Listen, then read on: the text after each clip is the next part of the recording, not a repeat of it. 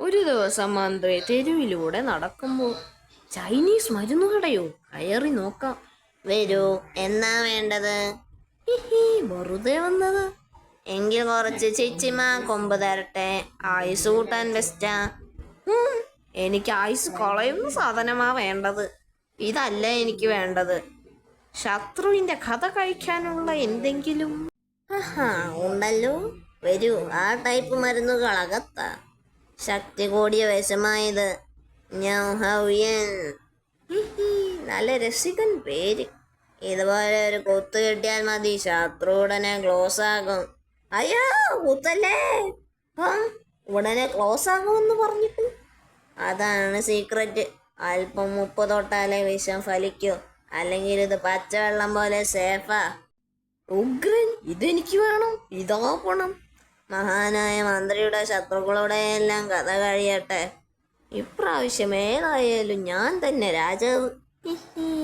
പുതിയ രാജാവിന് പുതിയ സിംഹാസനവും വേണം. പറഞ്ഞതെല്ലാം ഓർമ്മയുണ്ടല്ലോ. ഉഗ്രനായിരിക്കണം. ഓക്കെ സാർ, നാളെ രാവിലെ സിംഹാസനം കൊട്ടാരത്തിലെത്തിക്കാം.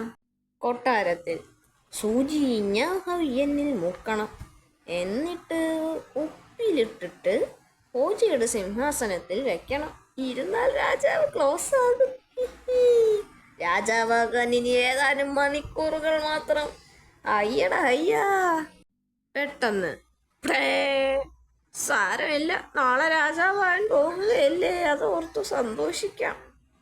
ഓടി വരണേ, വിളക്ക് വീണ് മന്ത്രിയുടെ ബോധം പോയേ.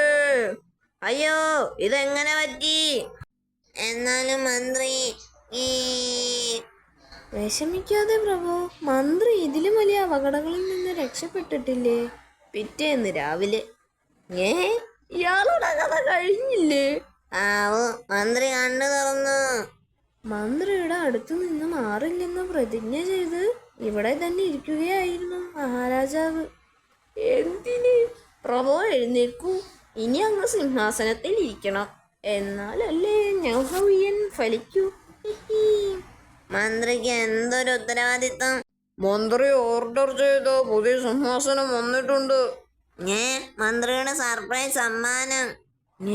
എനിക്കുള്ള പുതിയ സിംഹാസനം. പഴയ സിംഹാസനം എന്തു ചെയ്യണം പ്രഭു? അതിലിരിക്കാൻ അർഹതയുള്ള ഒരാളുണ്ട്. മന്ത്രി, ഇന്ന് മുതൽ മന്ത്രിക്കാണ് ഈ സിംഹാസനം. അമ്മേ, സിംഹാസനം. ഒരു ദിവസം മന്ത്രി ഗ്രാമത്തിലൂടെ സഞ്ചരിക്കുകയായിരുന്നു. പെട്ടെന്ന് അതെന്താ അവിടെ? കണ്ടിട്ടൊരു വിമാനം പോലെ ഉണ്ടല്ലോ. പ്രഭു, അതിലിരിക്കല്ലേ. ഇത് എൻ്റെ ഒരു എളിയ കണ്ടുപിടുത്തമോ? അങ്ങ് വെച്ചത് ശരിയോ? ഇതൊരു വിമാനമോ?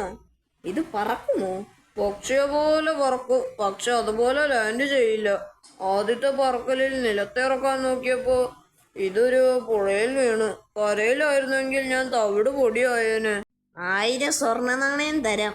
ഇത് എനിക്ക് വേണം. മന്ത്രി വിമാനം മലമുകളിലേക്ക് മാറ്റി. പിറ്റേന്ന് മകളിൽ എന്നാ മന്ത്രി? ഒരു ഒന്നാന്തര അതിശയം പ്രഭു. വിമാനം. പ്രഭു, അങ്ങ് ഇത് പറഞ്ഞാൽ ഇതിന്റെ മഹത്വം ഇരട്ടിക്കും. അയ്യാ, എനിക്ക് പറക്കാൻ കൊതിയായി. പറക്കടോ, പറക്ക്. Click clack. പണി കിട്ടി. ഈ നാശം പറന്നില്ലെങ്കിൽ ഇങ്ങേരെന്നെ പറപ്പിക്കും. പാലം പോകും. ഞാനൊന്ന് നോക്കട്ടെ പ്രഭു. സ്വിച്ച് കേടായെന്ന് പറഞ്ഞ് തടി തപ്പാം. പക്ഷെ മന്ത്രി സ്വിച്ച് ഇട്ടതും പറന്നല്ലോ. അപ്പൊ എന്റെ ഭാരമായിരുന്നു പ്രശ്നം. അയ്യോ, തീർന്നു. ഏതെങ്കിലും പുഴയിൽ ലാൻഡ് ചെയ്യണേ. അയ്യോ. വീണ്ടും എന്റെ വിശ്വസ്തനായ മന്ത്രി എന്നെ രക്ഷിച്ചു. ഞാനായിരുന്നെങ്കിൽ ചില്ലുഭരണി പോലെ പീസ് പീസായേനെ. പള്ളിയറയിലെ പട്ടുമെത്തയിൽ കിടക്കേണ്ട ഞാൻ വീണ്ടും ആശുപത്രിയിലെ പൊട്ടമെത്തയിലെത്തി.